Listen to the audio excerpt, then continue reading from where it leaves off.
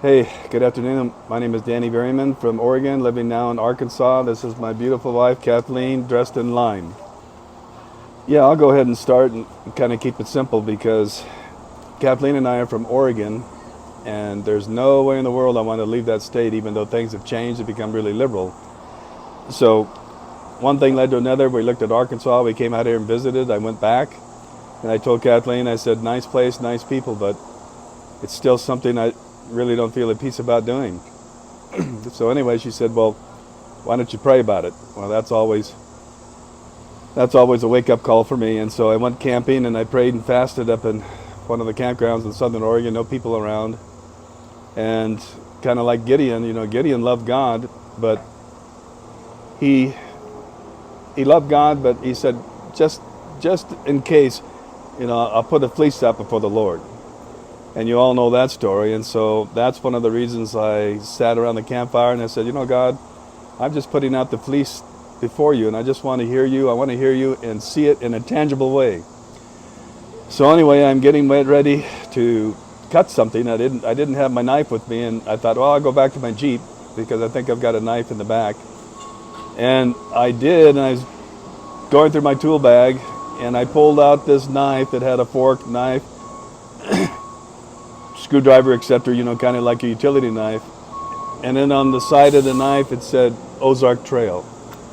And I mean, that was something you might think, well, that's just coincidence. But the feeling I had in my heart, it's almost like the Holy Spirit just saying, okay, Danny, good enough for you? Is that the answer to your prayer? And I said, yes, God. And so here we are today in the Ozark Mountains.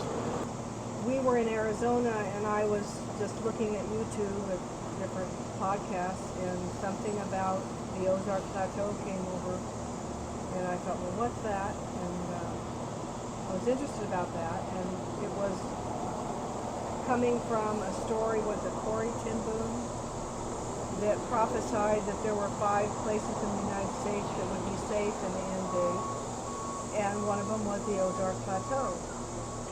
And so I didn't really ask for a fleece, but I went into the kitchen within so many hours, and I picked up a cookbook. I was going to make a recipe. It was a soup recipe, and I'd never made a recipe with this book, and I looked at the back cover, and it was from a bed and breakfast in the Ozarks. And so my family wasn't too keen on us moving, and they thought, well, we won't be happy there. But anyway, the man that had the video, I called him up about the Ozarks, Christians coming to the Ozarks. And as I read through his testimony, he talked about somebody handing him a book. And this book was a book that I had typed. Back then it wasn't computers, typewriters. And I was the editor for that book.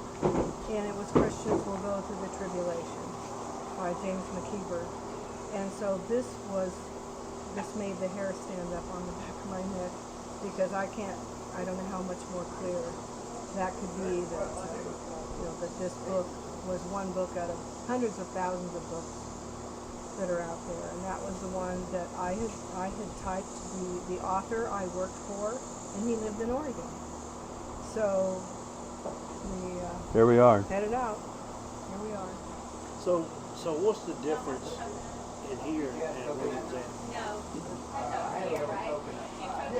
A lot of people might, when you talk about the difference between here and like the West Coast, Kathleen and I both feel it's like going back in a time machine about 60 years. Yeah.